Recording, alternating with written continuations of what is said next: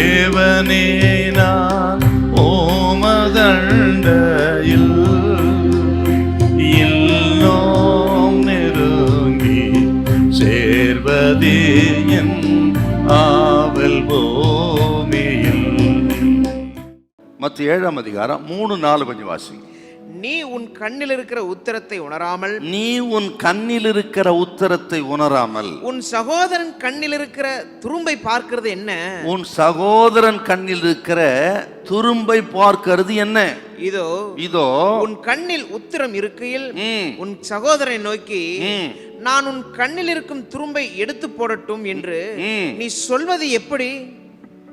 இப்போ என்ன பிரச்சனை? இந்த குறை சொல்றதுக்கு மூல காரணம் என்னன்னு அப்பா சொல்றாரு. ஆக கண் தான் பிரச்சனை, உன் கண்ணு தான் பிரச்சனை. நீ பார்க்கிற பார்வை அங்கதான் தவறு இருக்கிறது.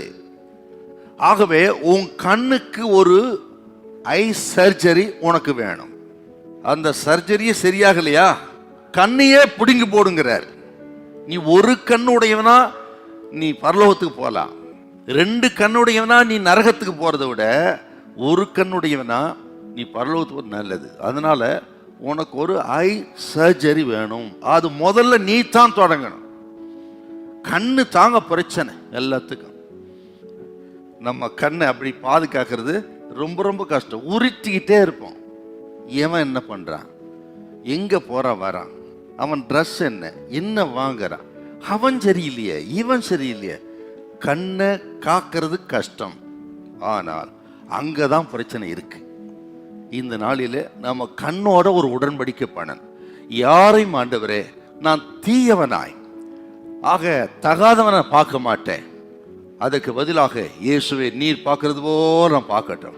கண்ணு தான் பிரச்சனை. கண்ணுக்காக ஒரு தீர்மானம் பண்ணணுங்க. நம்ம கண்ணை காத்து கொள்ளணும்.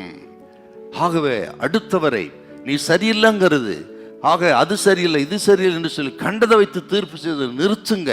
அதுக்கு பதிலாக தோத்திரம் பண்ணுங்க, அல்லது அவங்களுக்காக ஜெபம் பண்ணுங்க, அல்லது அப்படிப்பட்டவர்களுக்கு ஃபோன் போட்டு பேசலாம். நேரடியாக சந்திக்க வாய்ப்பு இருந்தால் நேரடியாக பேசலாம். இது ஒரு பொல்லாத ஆவி, இது ஒரு யுத்தம். குறை சொல்லாம இருக்கிறாங்கிறது சாத்தானுக்கு விரோதமான யுத்தங்க. சாத்தானுக்கு விரோதமாக செய்ய வேண்டிய யுத்தம்னா குறை சொல்லக்கூடாதுங்கிறது. குறை சொல்றது சாத்தானோடு சேர்ந்து பண்ற யுத்தம், அடுத்தவருக்கு விரோதம்.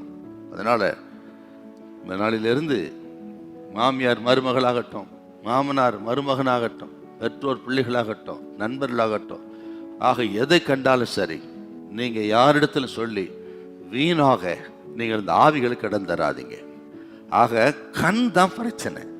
அந்த ஐ சர்ஜரி இன்னைக்கு நம்ம வேணும்.